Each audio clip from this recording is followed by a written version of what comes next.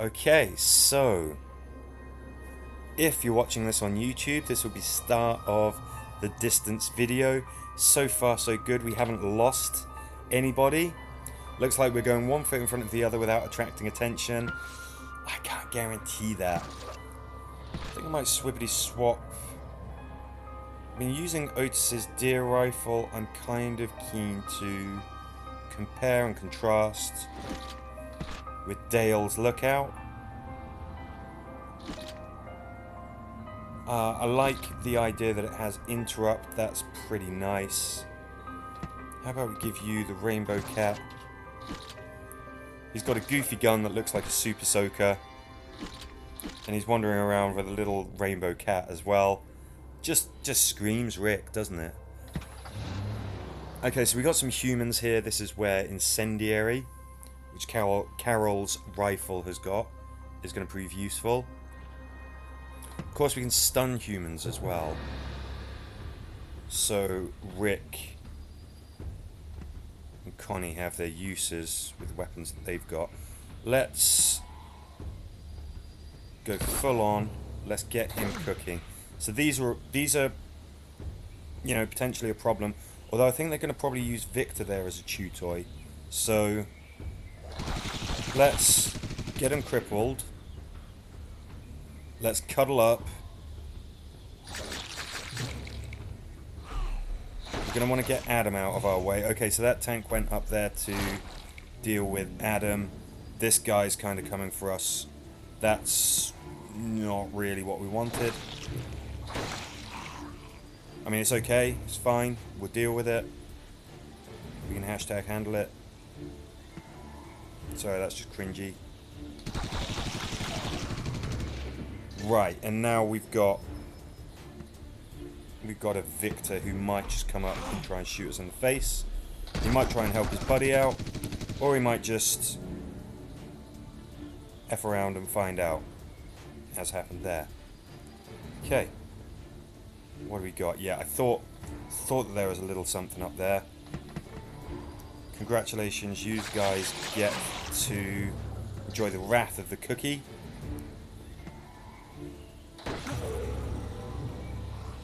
Okay. If he's feasting on that human, we're just gonna take the win, I think. Let's get out of here.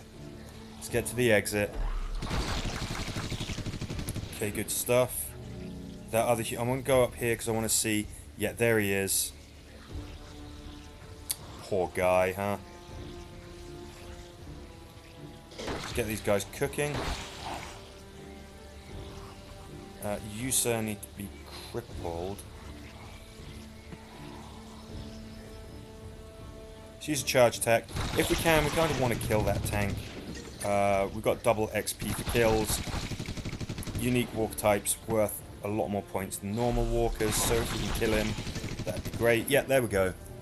There we go, the points came up. We got him.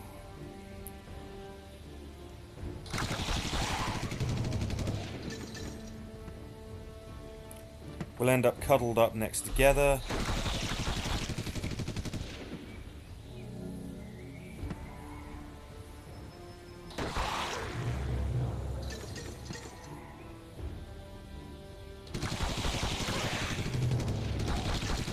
Oh, should have used that free movement really to make sure that we were cuddled up next to Connie.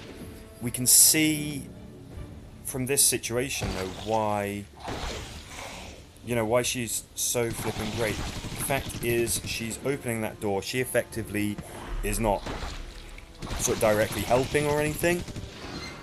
She's just opening that, and that is taking up all of her time. But she can still impart charge attacks and additional damage to her teammates, which is exactly what's happening. And do excuse me just for 1 second. Let's do one round of farming, and then we'll get out of here.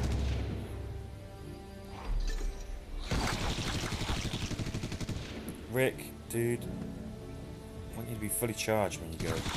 There you go.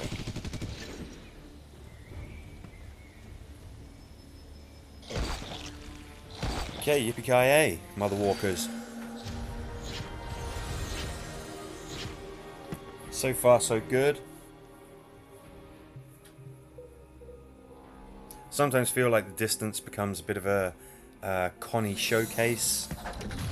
She's just so good as the leader. Okay, moving swiftly on. Riot Gear Glenn tokens up for grabs.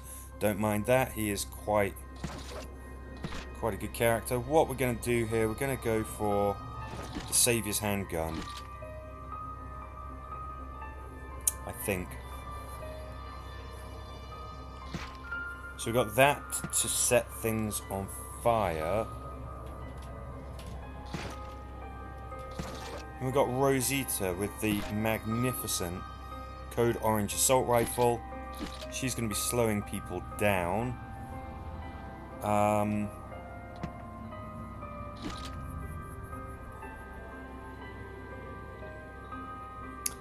Yeah, I think that's how we want the supplies to work out as well. She's such a sweetheart of a character on the show. I know. The later seasons of The Walking Dead, I think they had some really interesting characters come in. Connie, yeah, obviously one of them. Yumiko, she just don't know why exactly, just a huge fan of hers. Thought she was great. Mercer, obviously. And he got some of the best lines because by that point in the show, they were allowed to swear. I still remember when he decided to turn against the Commonwealth. Such a foul mouth. Suited the character perfectly. Yeah, Connie and I think it was Connie and Daryl, wasn't it? That they seem to be sort of, I don't know, they seem to have a little bit of a thing kind of going on, and that never went anywhere, which I always thought was a shame. Thought that might have been really, really fun to pursue. But yeah, great characters. I think that's something that Angela Kang brought when she took over season 9 of The Walking Dead. Yeah, I think everyone was, and I'm not sure why they didn't. I'm not sure why they didn't.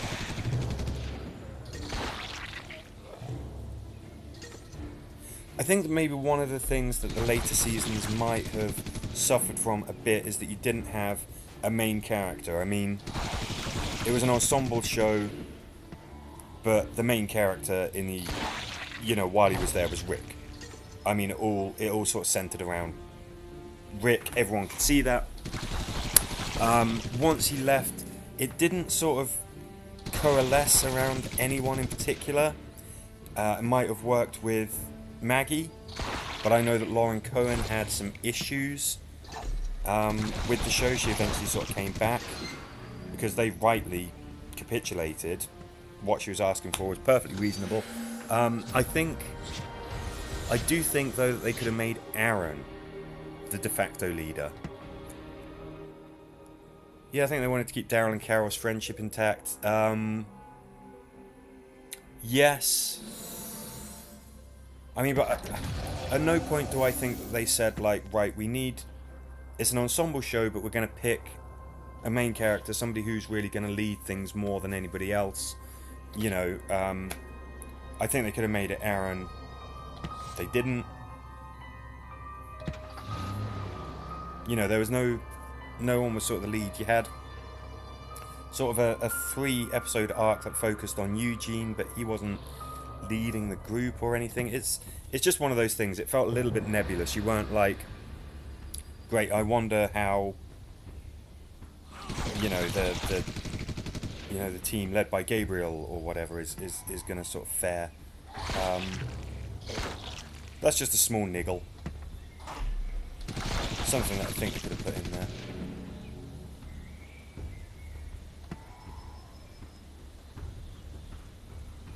I must admit, one of the standouts for me was when they went to an old holdout. Basically, the Commonwealth went in there. It was Hornsby and his goons, kind of going in there, open-handed, saying, "Oh, but we want peace." You think that the bad guy is being completely unreasonable, the guy who runs this community is being completely unreasonable, and then you find out, oh no, they just completely betray him. Hornsby and his goons completely betray this outpost, wipe them out. Yeah, I remember that just being a very tense, very exciting episode. You're sort of gaining some sympathy for the Commonwealth because you're just like, oh man, they're just trying to do the right thing here. They're just, and then you realise, oh no, that was not what they were doing at all. They always intended to wipe these guys out. They are evil. And the leader of that sort of outpost was Michael Biehn, one of my favourite actors. Kyle Reese in Terminator, Hicks in Aliens. I don't think they ever had any duff performances in The Walking Dead. I don't think you ever had any, any sort of really weak actors or anything who were letting the side down. I think the performances, a lot about the production values were always tippity top. I think I've said before, I'm not a huge fan of the all-out war storylines. Much more of a fan when Angela Kang kind of took over in the later seasons, even though Rick left, but, that's just me. Okay, so again, we are seeing just that hidden bonus, really, from Connie. That superpower that she has of being useful even when she's not useful. Even though she is tied up opening the door, she is still imparting charge points and additional damage to her compatriots. Rosie, I want you fully charged as we go into the final missions. Let's just get those charge points back.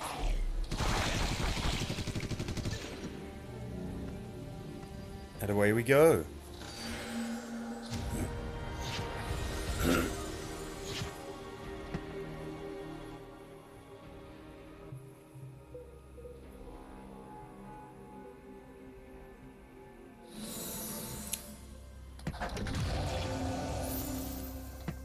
Okay, and that is the end of the first mission. I'm going to go straight into the first video for the distance. I'm going to go straight into the second one. I'll see you there.